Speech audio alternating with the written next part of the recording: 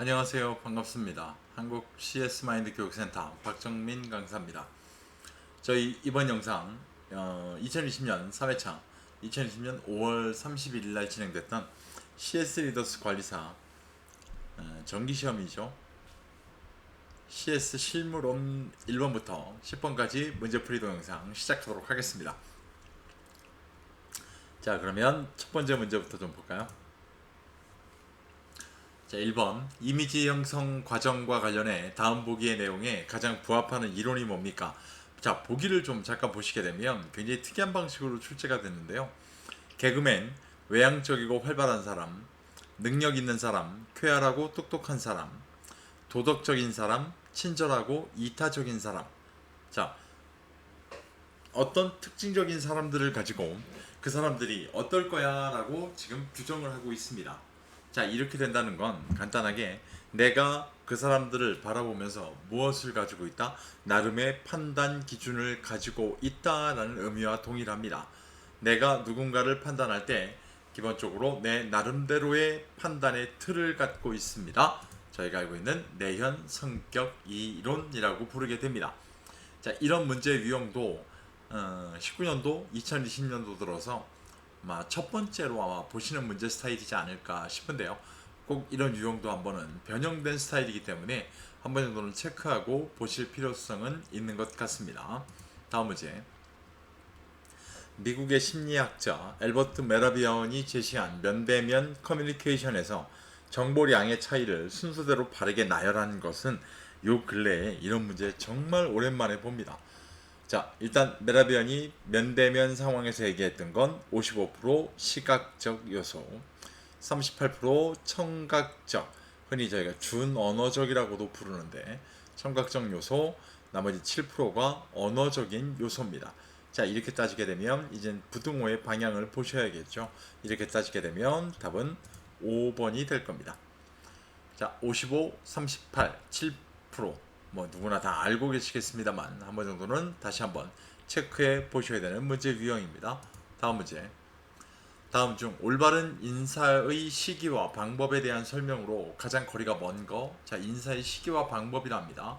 1번 상대방의 인사에 응답하는 것보다 내가 먼저 반갑게 인사하는 것을 생활화하여야 합니다. 맞습니다. 2번 일반적으로 30보 이내에서 준비하는 것이 좋습니다. 맞습니다. 3번 상대방과 방향을 마주할 경우 6에서 8보 정도가 가장 좋은 시기라 할 수 있다. 맞습니다. 4번 측방에서 갑자기 만났을 경우에는 인사를 생략하는 것이 좋다. 아니요. 측방에서 갑자기 만났을 경우에는 상대가 누구인지 즉시 확인하는 순간 즉시 인사하셔야 됩니다.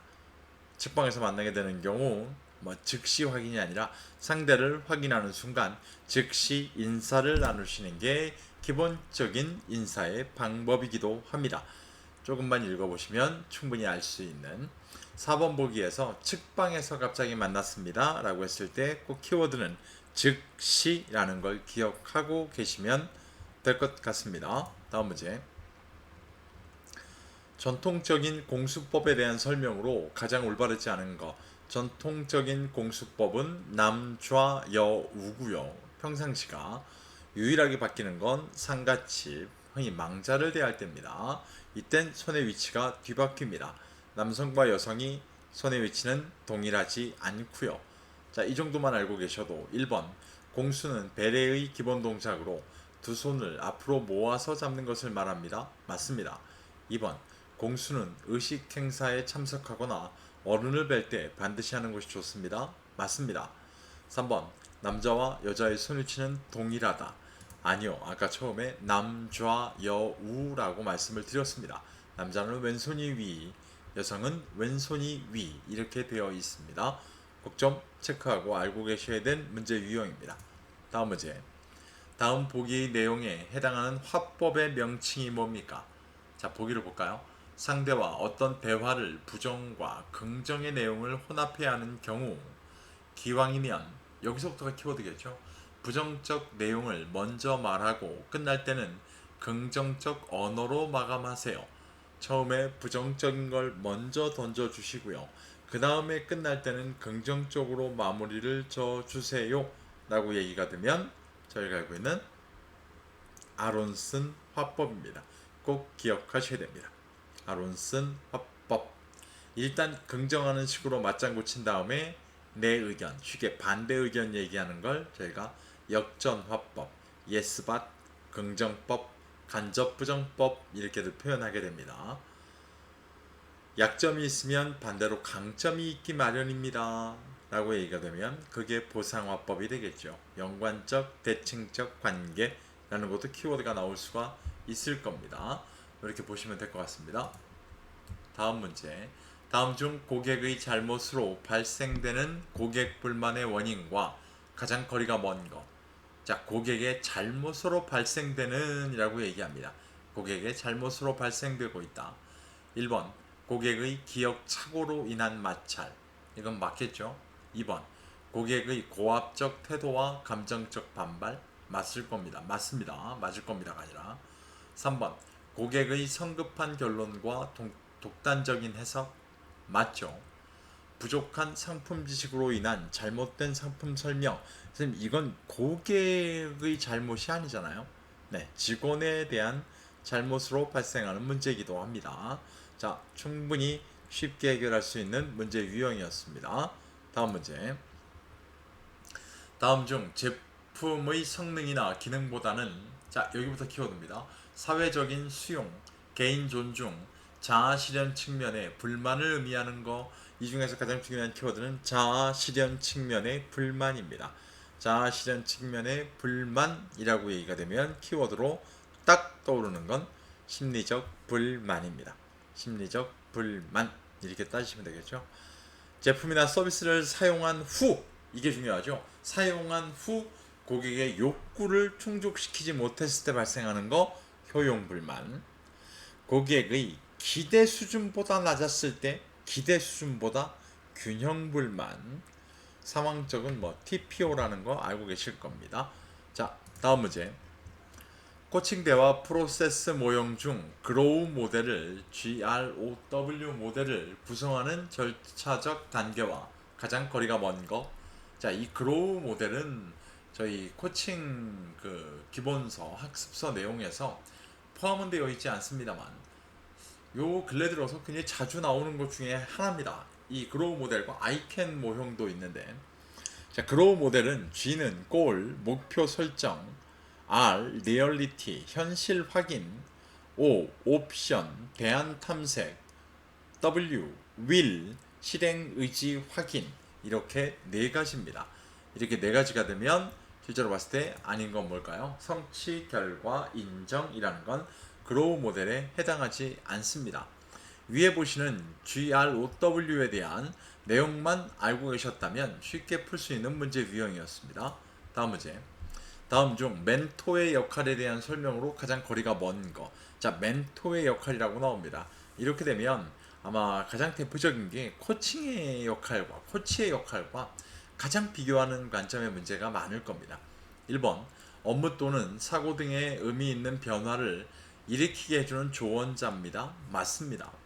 2번 멘토의 역할은 대부분 단기적인 경우에 한해 제한적으로 실시하게 됩니다. 아, 이렇지 않습니다. 멘토의 역할은 일생을 거칠 만큼 장기적일 수도 있습니다. 분명히 단기적인 경우에 한다라는 말 자체가 잘못된 설명입니다. 방금 전에 말씀을 드렸던 뭐 코치의 역할과 혼합해서 문제를 낼 겁니다. 그런 유형은 분명히 아니었습니다. 실제로 멘토의 역할 중에 있는 것 중에 워딩을 바꿈으로써 출제했던 문제 유형입니다. 이렇게 되면 난이도에는 충분히 평이한 문제보다는 조금 변화되는 문제 유형으로 조금 난이도가 높아졌다라고 이해를 하셔도 될 것 같습니다. 자, 이번 영상의 마지막 문제입니다. 10번 다음 중 전화 응대 시 유의사항으로 가장 거리가 먼 거. 유의사항 이건 하나씩 좀 볼까요? 1번 부정적인 말은 우회적으로 표현하는 것이 좋다. 맞죠? 2번 강조할 부분, 쉬어야 할 부분을 구별해 또박또박 말하도록 한다. 맞습니다. 3번 명령형이나 지시형보다는 의뢰형이나 권유형으로 말하는 것이 좋습니다. 맞습니다. 이래서 콜센터 직원분들에게 꼭 요구되는 화법 중에 하나가 레이어드 화법이기도 합니다. 4번 음량을 조절하여 고객의 목소리보다 높고 강한 목소리로 통화하는 것이 좋다. 절대 이렇게 할 수 없습니다. 실제로 전화 응대 시 유의사항은 고객보다 조금 낮은 목소리로 이야기한다 라는 게 기본 정설이기도 합니다. 자, CS 실무론 1번부터 10번까지 풀어봤는데 거의 실무론의 챕터로 보게 되면 1, 2, 3장의 초반까지 포함되어 있던 문제 유형들이었습니다. 난이도적으로 보게 되면 거의 어려움 없이 한 문제 정도만 한 문제 정도만 조금 생각해 보셔야 되고 나머지 9문제는 굉장히 수월하게 풀 수 있는 문제 유형들이었습니다. 오늘 설명드린 영상의 내용이 조금 부족하다고 생각하시면 서점에 가시면 도서가 출판되어 있습니다. 문제 분석 자료, 실제 최신 기출문제 13회차 문제풀이에 대한 팁, 선생님 이런 세 가지를 가장 완벽하게 제공해주고 있는 기출문제 분석 문제집이기도 합니다. 죄송합니다. 이 도서를 활용을 하셔서 시험 대비를 해보셔도 될 것 같고 최신 문제가 조금은 포함되지 않았다라고 생각하신다든가 서적으로는 나는 조금 불편하다라고 생각하신다면 네이버에서 박정민 강사를 검색해 보시면 제 네이버 카페가 나옵니다. 메인 화면입니다. 이 카페 또한 유료화되어 있습니다. 저희가 온라인상에서 파일 형태로 기출문제 분석 문제집을 실제로 판매를 하고 있기 때문에 그걸 구매를 하시고 카페에 가입하셔야 됩니다. 가입하실 때 구매를 하셔야 됩니다. 어차피 그렇기 때문에 구매하시게 되고 카페에 가입하시게 되면 시험을 합격하실 수 있는 100% 합격 솔루션을 제공해 드릴 수 있을 만한 어떤 합격에 대한 시험 준비 자료는 전부 다 공유해 드리고 있습니다. 활용해 보실 수 있을 겁니다. 오늘 보신 영상이 시험 대비에 도움이 되신다면 구독과 좋아요도 꼭 체크 부탁드리도록 하겠습니다. 다음번 영상에서는 CS 실무론 11번부터 20번까지 문제풀이 영상을 갖고 찾아뵙도록 하겠습니다. 고맙습니다.